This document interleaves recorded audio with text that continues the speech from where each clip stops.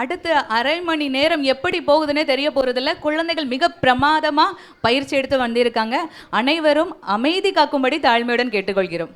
ரசிக்க, சிந்திக்க, சிரிக்க. பெரியவர்களுக்கும் நண்பர்களுக்கும் என் அன்பான வணக்கங்கள். பொதுவாக குழந்தைகளை நீங்கள் வீதியில் விளையாடி பார்த்துருப்பீங்க, வீட்டில் குதிச்சு பார்த்துருப்பீங்க, தெருவில் ஓடி பார்த்துருப்பீங்க, மேடையில் பாடி பார்த்துருப்பீங்க, பள்ளியில் படித்து பார்த்துருப்பீங்க, என் வெறித்தனமாக அடித்து கூட பார்த்துருப்பீங்க. ஆனால் இது வரைக்கும் ஒரு குழந்தைய பட்டிமன்றத்தில் பேசி பார்த்துருக்கீங்களா?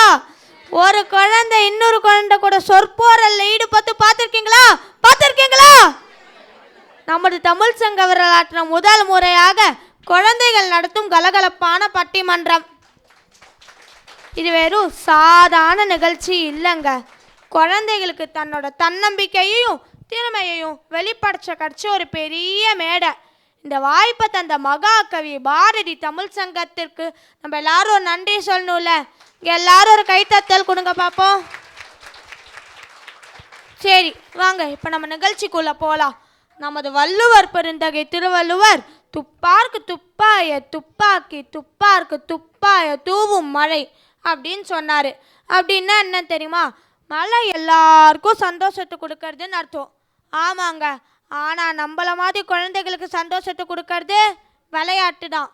ஆனால் அந்த மகிழ்ச்சி உள்ளரங்க விளையாட்டில் இருக்கா இல்லைன்னா வெளியரங்க விளையாட்டில் இருக்கா, அது கண்டுபிடிக்கிறா இன்னைக்கு எல்லாரும் கூட்டியிருக்கோம். இந்த பக்கம் பார்த்தீங்கன்னா உள்ளரங்க விளையாட்டணி. எங்கள் பொன்னான கைகள் புண்ணாகலாமா அப்படின்ற பாட்டுக்கு ஏற்ற மாதிரி அங்கே வெளில போய் எங்கள் உடம்பெல்லாம் சேதப்படுத்திக்க மாட்டோம்.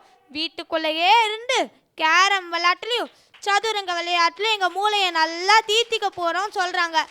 ஆனால் இந்த பக்கம் பார்த்தீங்கன்னா வெளியரங்க விளையாட்டணி. புத்தியுள்ள மனிதரெல்லாம் வெற்றி காண்பதில்லை, வெற்றி பெற்ற மனிதரெல்லாம் புத்திசாலி இல்லை அப்படின்ற பாட்டுக்கு ஏற்ற மாதிரி புத்தியை வச்சுட்டு ஒன்றும் பண்ண முடியாது.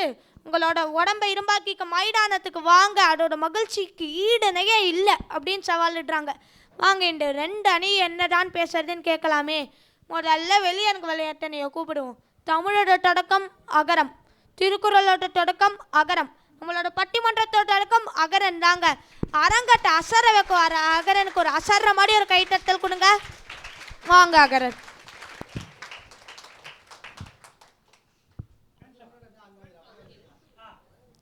அவையோர் அனைவருக்கும் வணக்கம். என் பேர் அகரன்.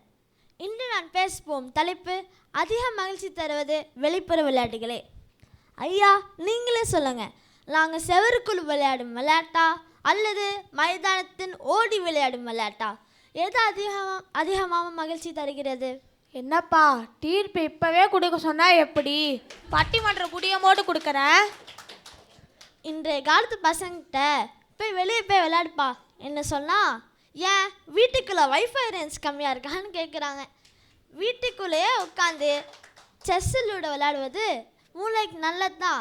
ஆனால் அந்த விளையாட்டை நான் முடிக்கும் போது நான் உடல் குண்டூசி போல இருந்தது கடைசியாக குண்டாக மாறிவிடுகிறது. வெளியே போய் விளையாடினா உடல் ஃபிட்டாக இருக்கும், ஆனால் வீட்டுக்குள்ளே விளையாடினா சோஃபா மட்டுமே தாங்க ஃபிட்டாக இருக்கும். இல்லை இல்லை, சோஃபாவும் ஃபிட் ஆகாது, நம்மளும் சோஃபாக்குள்ளே ஃபிட் ஆக மாட்டோம். ஓடி குதித்து விளையாடுவதால் உடல் ஆரோக்கியமும் மேம்படுகிறது, நோய் எதிர்ப்பு சக்தியும் அதிகரிக்கிறது. அது மட்டும் இல்லைங்கய்யா, ஆன்லைன் விளையாட்டுகளில் ரீஸ்டார்ட் பட்டன் ஒன்று இருக்குது, ஆனால் நிஜ வாழ்க்கையில் அப்புறம் ஒரு பட்டன் கிடையாது. நாம் மைதானத்தின் ஒரு முறை தோற்றால் அந்த தோல்விக்கு காரணம் என்ன என்று கற்றுக்கொண்டு அடுத்த முறை நாம் கடுமையாக உழைக்கிறோம். இதுதான் வாழ்க்கைக்கான சிறந்த பாடம்.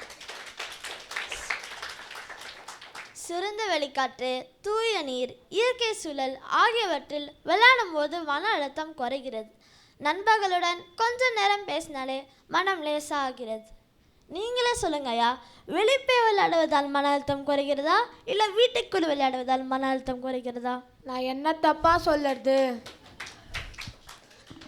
ஆன்லைன் விளையாட்டின் விளையாடுபவனை பிளேயருன்னு சொல்லுவாங்க, ஆனால் மைதானத்தின் விளையாடுபவனை லீடருன்னு சொல்லுவாங்க. வெளிப்புற விளையாட்டுகள் சிறந்த தலைமை பண்புகளை கற்றுக் கொடுக்கும் மற்றும் இதனால் மனித உறவுகளும் மேம்படும். இதெல்லாம் வெளிப்புற விளையாட்டுகளால் தான் ஐயா. அப்போ மகிழ்ச்சி தானே? நண்பர்களோடு இணைந்து ஒரு குழுவாக சேர்ந்து செயல்படுவதால் பொறுப்புணர்வு, ஒற்றுமை, ஒழுக்கம், விட்டு கொடுத்தல், அப்பப்பா எத்தனை நற்பண்புகள் வளர்க்கின்றன. முக்கியமாக வெற்றி தோல்வி இரண்டையுமே சமமாக ஏற்கும் மனப்பக்குவமும் கிடைக்கிறது. ஆகையால் உங்கள் பொன்னான நேரத்தை வீணாக்காதீர்கள். மைதானத்தின் மண் வாசனை உங்கள் காலுக்குள் பழக்கப்படட்டும். வெளியே போய் விளையாடினா மூளையும் வேலை செய்யும், கை காலும் வேலை செய்யும், முழு உடம்பும் வேலை செய்யும். ஆகையால் வெளிப்புற விளையாட்டுகள் ஒரு ஆல் இன் ஒன் பேக்கெட்ஸ் தரும் மகிழ்ச்சின்னு சொல்லி விடைபெறுகிறேன். நன்றி, வணக்கம்.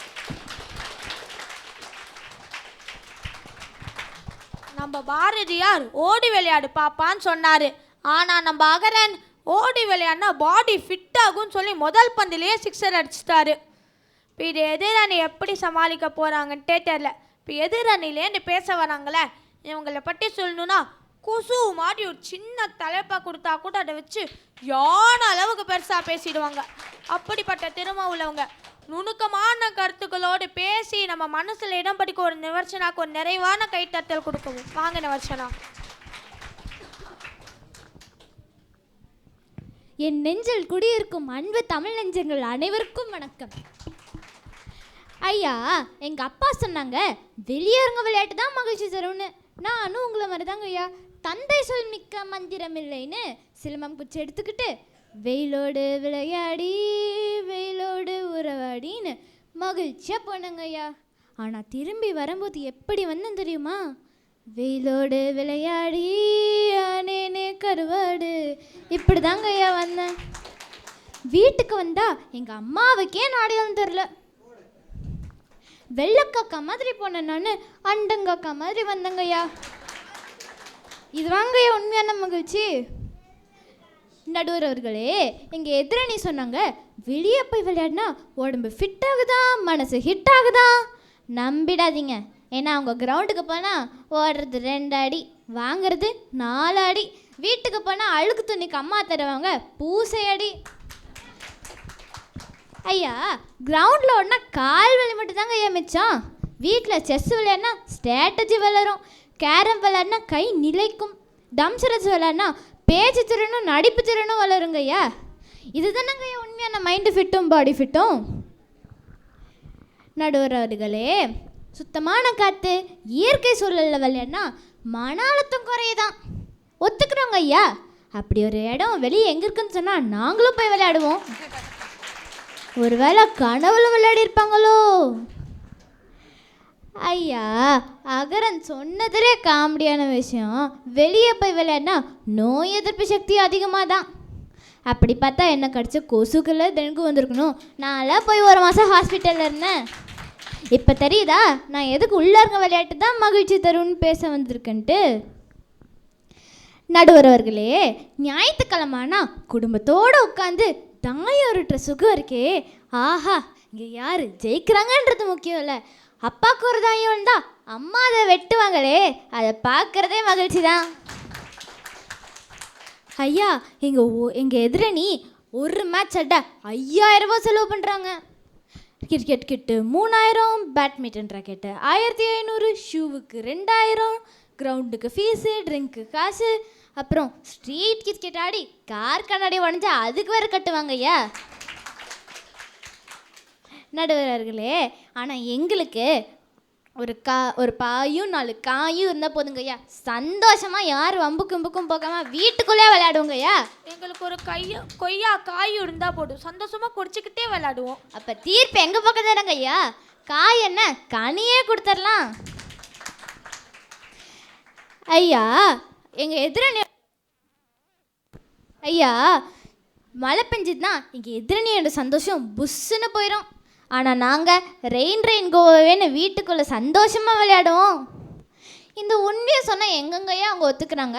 பாரதியாரை வேறு சாட்சிக்கு இருக்கிறாங்க. அந்த காலத்தில் ஓடி விளையாடு பாப்பான்னு தாங்க ஐயா சொன்னாங்க. இப்போ மட்டும் பாரதியார் இருந்திருந்தா என்ன சொல்லியிருப்பாரு தெரியுமா? ஓடவும் இடமில்லை பாப்பா, ஓலியவும் இடமில்லை பாப்பா, அதனால் நீ வீட்டுக்குள்ளே பத்திரமா விளையாடு பாப்பான்னு தாங்க ஐயா சொல்லியிருப்பாங்க. நடுவர் அவர்களே, பந்தடிச்சா கண்ணு போகும், ஓடி விழுந்தா காலு உடையும், வண்டி வந்து இடிக்கும், நாய் கொசும் சேர்ந்து கடிக்கும், வீட்டுக்கு போனால் ஜலதோஷம் பிடிக்கும், ஹாஸ்பிட்டல் போனால் காசு இடிக்கும். ஆக மொத்தத்தில் சந்தோஷம் சத்தமே இல்லாமல் போயிடும். ஆக மட்டும் பைத்தியம் பிடிக்கும். அப்படிதாங்கய்யா. நடுவர் அவர்களே, இப்போ எங்கள் எதிரணிக்கு வச்சுட்டு செக்மேட்டு. இனிமேலே அவங்க பேசுறது வேஸ்ட்டு. அதனால் மன மகிழ்ச்சியும் பண மகிழ்ச்சியும் தருது உள்ளரங்க விளையாட்டுன்னு தீர்ப்பு கொடுக்குமாறு மகிழ்ச்சியுடன் கேட்டுக்கொள்கிறேன். வாய்ப்பு தந்த அனைவருக்கும் நன்றி. சந்தோஷம் சத்தமே இல்லாமல் போயிடும்னு சொல்லி செக்மேட் வச்சுட்டாங்க நிவர்சிலாம். நான் பேர்லேயே சந்தோஷம் வச்சிருக்கேன், இதுக்கு கலங்கவா போகிறாரு? சந்தோஷமாக வரவேற்புறோம். சந்தோஷமாக வாங்க சந்தோஷ்.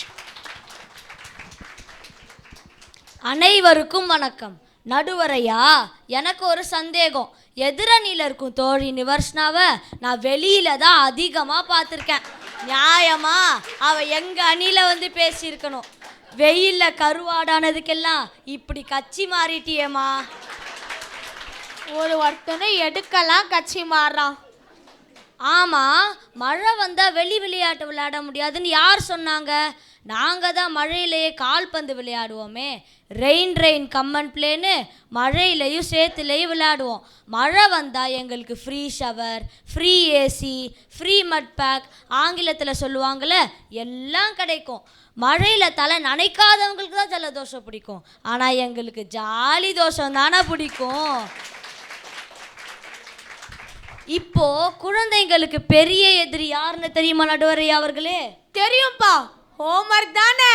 அதை விட ஒரு பெரிய எதிரி இருக்குது, அதாவது மொபைல். காலையில் எழுந்ததும் சாப்பிடும்போதும் தூங்குறதுக்கு முன்னாடி மொபைல் தான், அதாவது நகர்பேசி. நம்மளை நகர விடாமல் ஒரே இடத்துல உட்கார செய்யும். கொஞ்சம் நகர்ந்து வந்து வெளியே விளையாடினா எவ்வளோ மகிழ்ச்சி தரும். அது மட்டும் இல்லை, ஓடி விளையாடினா காயம் பட தான் செய்யும். காயங்களே படாமல் வளரும் குழந்தைகளுக்கு வாழ்க்கையில் வரும் வலிகளையும் தோல்விகளையும் ஏற்றுக்கொள்ளும் மனப்பக்குவம் வராது. விழுந்து எழுவதில் தானே வாழ்க்கையே இருக்கிறது. ஒன்று தெரியுமா நடுவரையா அவர்களே? போன வாரம் அப்போலோ கிளினிக்கில் 20% டிஸ்கவுண்ட். எதுக்கு? விட்டமின் டி டெஸ்ட்டுக்கு. எவ்வளவு கூட்டம் தெரியுங்களா? எத்தனை பேர் விட்டமின் டி மாத்திரை விழுங்குறாங்க. இதெல்லாம் நமக்கு தேவையா? அதெல்லாம் விடுங்கங்க. தினமும் சூரியன் ஐயாவுக்கு ஒரு வணக்கத்தை போட்டுட்டு வெளியில் போய் விளையாடி பாருங்களேன். நீங்கள் விளையாடினதுக்கு உங்களுக்கு வெறும் 20% இல்லை, 100% இலவசமாக விட்டமின் டி கிடைக்கும். மழையில் நனைவதும் வெயிலில் ஓடுவதும் எல்லாம் இயற்கையின் கொடை. காலநிலை மாறும்போது அதற்கு தகுந்தாற் போல நம் உடலை மாற்றிக்கொள்ளும் சகிப்புத்தன்மை வெளிப்புற விளையாட்டுகளால் மட்டும்தான் சாத்தியம்.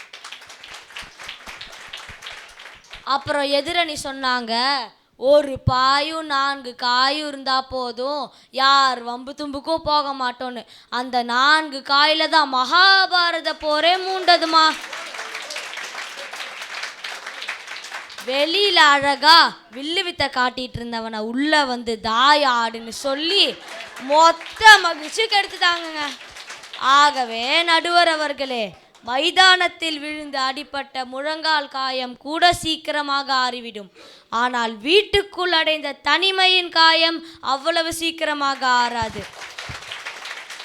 அந்த தனிமையை உடைத்து சிரிப்பை விதைப்பது வெளிப்புற விளையாட்டுகளே என்று கூறி நான் என் வாதத்தை நிறைவு செய்கிறேன். வாய்ப்பளித்த அனைவருக்கும் நன்றி, வணக்கம்.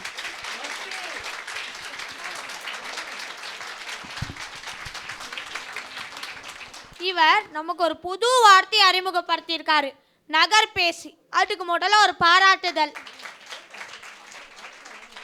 அவர் சொன்னாரு, விழுந்து எழுவதில் தான் வாழ்க்கையே இருக்குன்னு. ஆனால் நான் விழவே மாட்டேனே அப்படின்னு பேசுறாரு லக்ஷித். வாங்க நம்ம லக்ஷித் ஒரு லட்சியம் என்னன்னு ஒரு கைத்தட்டலோட கேட்போம். வாங்க லக்ஷித். அவையோருக்கு அன்பு வணக்கம். ஐயா, வாரத்தில் ஒரு நாள் தான் பிடி பீரியடு, அதையும் கடன் வாங்கி வரலாறு நடத்துவாங்க எங்கள் சோஷியல் மேடம். இப்படியே கடன் வாங்கி வரலாறு நடத்தினா நாங்கள் எப்படி விளையாட்டில் வரலாறு படைக்க முடியும்? அதனால தான் வெளி விளையாட்டு நமக்கு சரிப்பட்டு வராதுன்னு உள்ளரங்க விளையாட்டுக்கு போயிட்டேன். ஐயா, என் நண்பன் நகரன் சொன்னார், வெளியே விளாண்டோன்னா ஒற்றுமை ஓங்குமா. இல்லை, அந்த கிரவுண்டில் போய் பாருங்க ஐயா, ஒரு நாளில் 4 சண்டை, 3 சட்டை கிழியுது, 2 பல் உடையுது. அவங்க சண்டையில் அம்மா அப்பா வேற கோத்து விட்டு கதக்களி ஆடுறாங்க ஐயா, கதக்களி. அடுத்தது நம்ம சந்தோஷம், தாயம் விளையாடி மகாபாரத போர் வந்துச்சா. நல்ல கற்பனை, கதை எழுத போகலாம். தாயம் விளையாடி போர் வரல, தாயத்தை சூதாட்டமாக விளையாண்டதுனால தான் போர் வந்துச்சு. எங்க உங்க கிரிக்கெட்ல சூதாட்டம் கிடையாதா?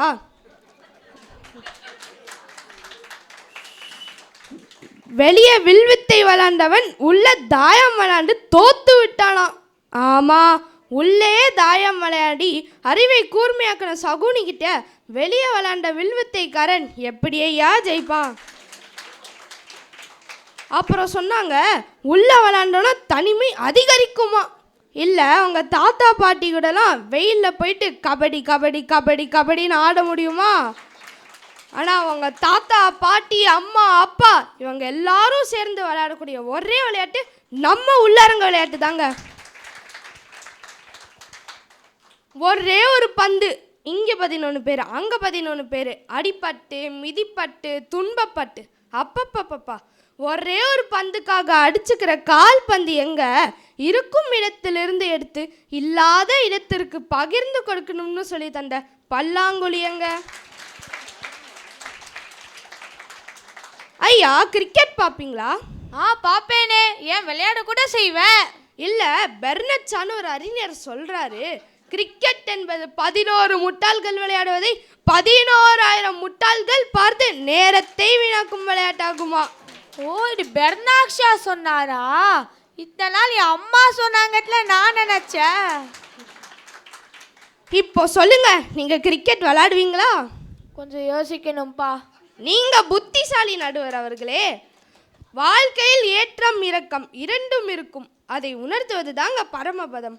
பாம்பு கொத்தினாலும் கவலை கொள்ளாமல் மீண்டும் முயற்சி செய்ய வேண்டும். வெற்றி எனும் மேனியில் ஏறிவிட்டோம் என்று கர்வத்தில் இருக்கக்கூடாது. எப்போ வேணாலும் கீழே இறங்கிவிடலாம். அடுத்தது ஆடுபுலி ஆட்டம். பொதுவாக எல்லா விளையாட்டுலேயுமே 2 பக்கமே சமமாக இருக்கும். ஆனால் ஆடுபுலி ஆட்டத்தில் ஒரு பக்கம் புலி மிகவும் வலிமையானது, இன்னொரு பக்கம் ஆடு கொஞ்சம் வலிமை கம்மியானது. ஆனால் அந்த ஆடுகள் நினச்சா ஒற்றுமையை கொண்டு அந்த புலிகளை தோற்கடிக்க முடியும்.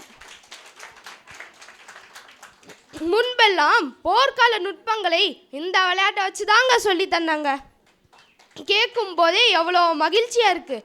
விளையாண்டு பாருங்க, இன்னும் மகிழ்ச்சியாக இருக்கும். ஆகவே நடுவர் அவர்களே, கால்களை ஓட வைக்கும் வெளியரங்கு விளையாட்டை விட காலத்தை வெல்ல வைக்கும் உள்ளரங்கு விளையாட்டே எனக்கு மிகவும் பிடித்தது.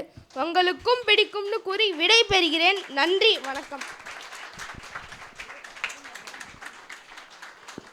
எதிரணி கேட்ட கேள்விக்கெல்லாம் அசத்தலா பதில் சொல்லி அசத்திட்டார் லக்ஷித். இப்போ எதிரணி என்ன சொல்லி சமாளிக்க போகிறாங்கன்ட்டே தெரில. இப்போ எதிரணிலேருந்து பேச வராங்களே, இவங்களை பற்றி சொல்லணுன்னா வார்த்தையில் தெளிவு, பேச்சில் துணிவை வச்சிருக்காங்க. ஆராதனாவை ஆரவாரத்தோடு மேடை கிடைக்கிறோம். வாங்க ஆராதனா. அவையோர் அனைவருக்கும் வணக்கம். 11 முட்டாள்கள் விளையாடுறத 11,000 முட்டாள்கள் வேடிக்கை பார்க்கிறார்களாம் அப்படின்னு எதிரணி சொன்னாங்க. இப்போ அந்த 11 பேர் தான் 11,000 பேர் இல்லை, 11 லட்சம் பேர் முகத்தில் மகிழ்ச்சியை வைக்கிறாங்க. சிதம்பரம் ஸ்டேடியம் போய் பாருங்க, ஒரே ஆட்டம் பாட்ட கொண்டாட்டம் தான். அப்போ அது ஒரு மகிழ்ச்சி தரக்கூடிய விளையாட்டு தானே. கிரிக்கெட் வெறும் விளையாட்டு இல்லை, இது பலதரப்பட்ட மக்களை ஒன்றிணைக்கும் ஒரு பாலமாகும். ஒரு தேச அணி விளையாடும் போது நம்ம ஜாதி மதம்லாம் பார்க்காம தேசப்பற்றுடன் அனைவரும் ஒன்றிணைகிறோம். என்ன, நம்ம தமிழ் சங்கத்திலே மக்களை ஒன்றிணைக்க துடுப்பாட்டத்தை கையில் எடுத்தாங்கல்ல, அவங்க பல விஷயத்தை கையில் எடுத்து கலக்கிட்டு இருக்காங்களேம்மா. ஆமாங்கய்யா. அப்புறம் சொன்னாங்க குடும்பமாக சேர்ந்து விளையாடலான்னு. வீட்டுக்குள்ளே குடும்பமாக சேர்ந்து விளையாடலாம் தான், ஆனால் 2வது ரவுண்ட்லேயே டிஆர் போடுறதுன்னு சண்டை வரும். அப்புறம் விளையாடுறவோ இல்லையோ சிப்ஸ் பேக்கெட் காலி ஆகிடுமே. அப்புறம் யார் காலி பண்ணால் மறுபடியும் சண்டை வரும். இப்படியே போயிட்டு இருந்தா மகிழ்ச்சி வருமா ஐயா? நீங்களே சொல்லுங்கள். இப்போ யோசிப்போம், இதுக்கு நம்ம வெளியிலேயே போய் ஜாலியாக நண்பர்களோட விளையாடி இருக்கலாம்னு. உள் விளையாட்டு என்பது தியரி மாதிரி, வெளி விளையாட்டு ப்ராக்டிக்கலாக அப்ளை பண்ணுற மாதிரி. மனசுலேயே கோலம் போட்டுட்டு இருந்தா எப்படி? நடைமுறைப்படுத்தி பார்க்க வேண்டாமா? வேகம், தூரம், கோணம், வடிவியல், முக்கோணவியல். என்ன அவியல்? முக்கோணவியல் ஐயா, அதாவது ட்ரிக்னாமெட்ரி. இது எல்லாத்தையும் நடைமுறைப்படுத்தி பார்க்குற வாய்ப்பு வெளியரங்கு விளையாட்டு தான் கொடுக்குது. நடுரை அவர்களே, லாக்டவுன் ஒன்று போட்டாங்க தெரியுங்களா? அதை வேற ஏமா ஞாபகப்படுத்துற? அதில் எத்தனை பேர் லாக் ஆகி இப்போ வரைக்கும் உடலில் பல பிரச்சனையோட இருக்காங்க. வீட்டுக்குள்ளே இருந்து குழந்தைங்க பெரியவங்கன்னு மனநல பாதித்து அவதிப்பட்டாங்க. இவங்களுக்கெல்லாம் வெளியில் போய் சாஃப்ட் அவுட்டோர் கேம்ஸ், அதாவது வெளி விளையாட்டில் தான் இவங்க ரெக்கவரி மெடிசன்னு சொன்னாங்க. புத்தகங்கள் அறிவை கொடுக்கின்றன, ஆனால் மைதானங்கள் ஆளுமையை கொடுக்கின்றன. வகுப்பறை மனிதனை படிக்க வைக்கிறது, ஆனால் விளையாட்டு மைதானம் மனிதனை வாழ கற்றுக் கொடுக்கிறது. நல்ல பசி, நல்ல தூக்கம், நல்ல செரிமானம் ஆகியவை இயல்பாக அமைகின்றன. நான் என்பதை விட நாம் என்ற உணர்வை வளர்க்கிறது.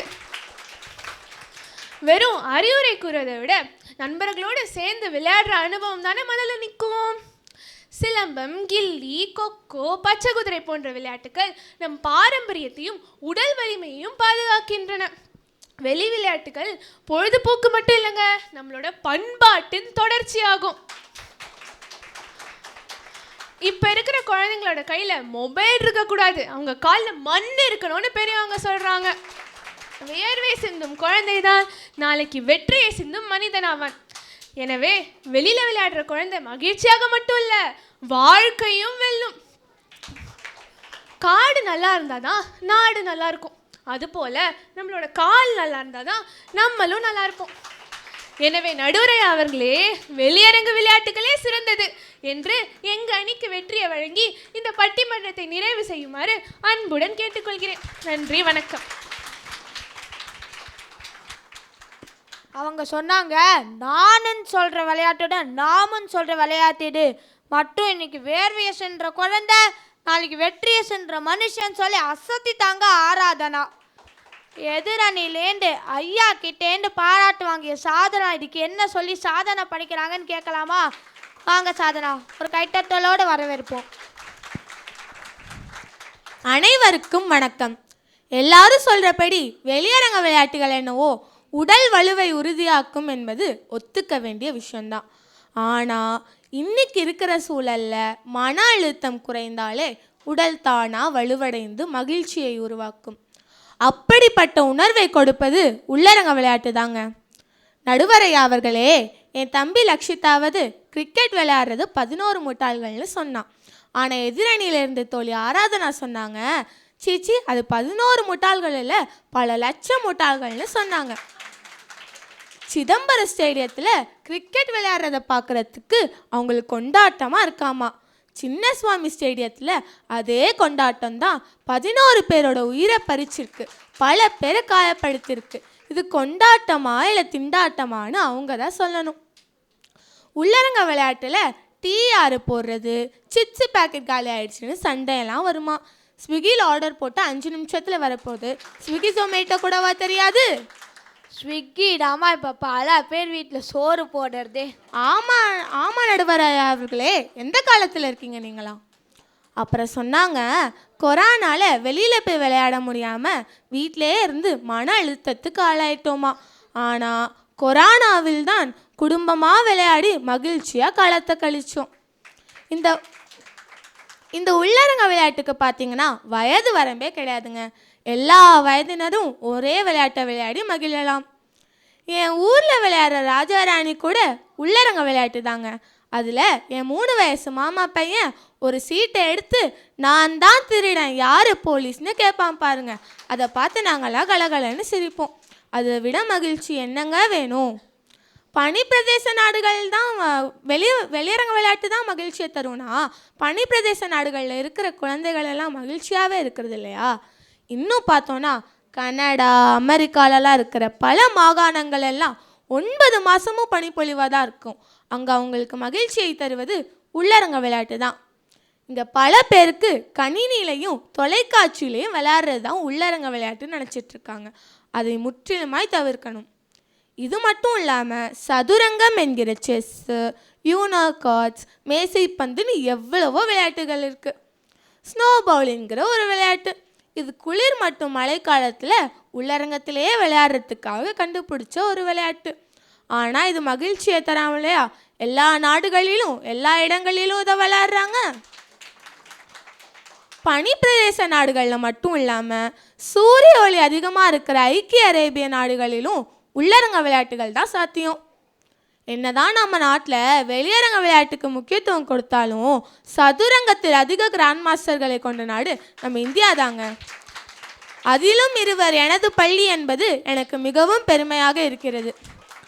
அதை விட மிக்ஜாம் புயலப்ப எங்கள் பெற்றோர்களெல்லாம் அடுத்து என்ன நடக்குமோன்னு தவிச்சு நிற்கும்போது நாங்கள் எங்கள் பக்கத்து வீட்டு நண்பர்களோட ஒரு மெழுகுவத்தி ஏற்றி வச்சுக்கிட்டு செஸ்ஸு, மோனோபோலி, ஹேண்ட் கிரிக்கெட்னு விளையாடும்போது கிடைச்ச மகிழ்ச்சிக்கு ஈடுனே கிடையாதுங்க. நீங்கள் ஜாலியாக ஹேண்ட் கிரிக்கெட் விளாட்டுருந்தீங்கம்மா. பாவம் உங்கள் பெற்றோர்கள்லாம் பக்கெட்டாக தண்ணி பிடிச்சி காலி ஆயிட்டாங்க. நடுவரை அவர்களே, இப்படி கடினமான சூழலில் கூட மனம் சோர்வடையாமல் மகிழ்ச்சியை தருவது உள்ளரங்க விளையாட்டுகள் என்று கூறி உள்ளரங்க விளையாட்டுக்கே தீர்ப்பு தருமாறு கேட்டுக்கொள்கிறேன். நன்றி, வணக்கம். இன்னைக்கு பட்டிமன்றத்தில் ஒரு விஷயம் நல்லா தெரிஞ்சுக்கிட்டேங்க. இருதலி கொல்லி எறும்பு போலன்னு சொல்லுவாங்க. அதோட அர்த்தம் இன்னைக்கு தாங்க எனக்கு புரிஞ்சுது. ஒரு பக்கம் வெளியரங்க விளையாட்டோட வேகம், இன்னொரு பக்கம் உள்ளரங்க விளையாட்டோட விவேகம். 2 அணியும் சேர்ந்து இன்னைக்கு மேடையை வெற்றி மேடையாக மாட்டிட்டாங்கங்க. நான் முதல்ல என்ன தெரியுமா நினச்சேன், எந்த அணி அதிக கைத்தட்டல் வாங்குறது அந்த அணிக்கே தீர்ப்பு கொடுத்துடலான்னு நினச்சேன். ஆனால் என்னங்க, இங்கே தோற்று போன அணின்ட்டு ஒன்றுமே இல்லை. திறமையை காமிச்ச அணி தான் இருக்குது. அப்போ திறமையை காமிச்ச அணி என்னன்னு கேட்குறீங்களா? இப்போ என்னோடய சூழ்நிலை என்ன தெரியுமா, 2 கண்களில் எந்த கண்கள் சிறந்ததுன்னு கேட்குற மாதிரி இருக்குது. 2 கண்களும் நமக்கு முக்கியம்தான். அதே மாதிரி தான் நம்மளோட வாழ்க்கைக்கு உள்ளரங்க விளையாட்டும் முக்கியம், வெளியரங்க விளையாட்டும் முக்கியம். நான் முதல்ல இந்த தலைப்புக்கு நடுவராக தேர்ந்தெடுக்கப்பட்ட உடனே என் வயசில் இருக்கிறவங்க கிட்ட மட்டும் கேட்காம எல்லார்கிட்டையும் கேட்டேங்க. அவங்களோட கருத்துக்கள்லையும் அதில் என்னோட புரிதல்லையும் இந்த தீர்ப்பை நான் கொடுக்குறேங்க. இளவாய் பருவன்றது ஓடுற வயசு, ஆடுற வயசு, சாதிக்கிற வயசு. அந்த பருவத்தில் மைதானத்தில் ஓடி ஆடி சாதிக்கணும். ஆனால் பருவம் மாறும், வயசு கூடும். இப்போ மனுஷனை சுறுசுறுப்பாக வச்சுக்க உருவது உள்ளரங்க விளையாட்டு தாங்க. பருவம் மாறலாம், விளையாட்டு மாறலாம், ஆனால் அந்த விளையாட்டோட மகிழ்ச்சி மட்டும் மாறவே மாறாதுங்க. அதான் வாழ்க்கையோட அழகு. அதனால் இந்த பட்டிமன்றத்தில் என்னோட தீர்ப்பு சொல்கிறேன். இளமை பருவத்தில் அதிக மகிழ்ச்சியை தருவது வெளியரங்க விளையாட்டு, வாழ்க்கையில் பிற்பகுதியில் அதிக மகிழ்ச்சியை தருவது உள்ளரங்க விளையாட்டு. இதுவே என்னோட தீர்ப்பு. விடுங்க, நாங்கள் இவ்வளோ பேசினோம்ல, எங்கள் குழந்தைகள் சார்பாக பெற்றோர்களுக்கு ஒரு சின்ன கோரிக்கை.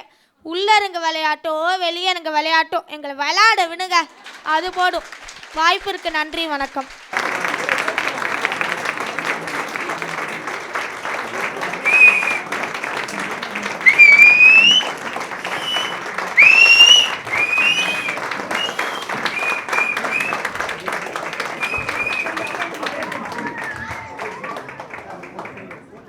நிதிச் செயலர் கூடுகைக்கு இடமளித்த திருமதி விஜயகுமாரி, திரு சுகுமார் அவர்களுக்கும் நெஞ்சம் நிறைந்த நன்றி மற்றும் பாராட்டுக்கள்.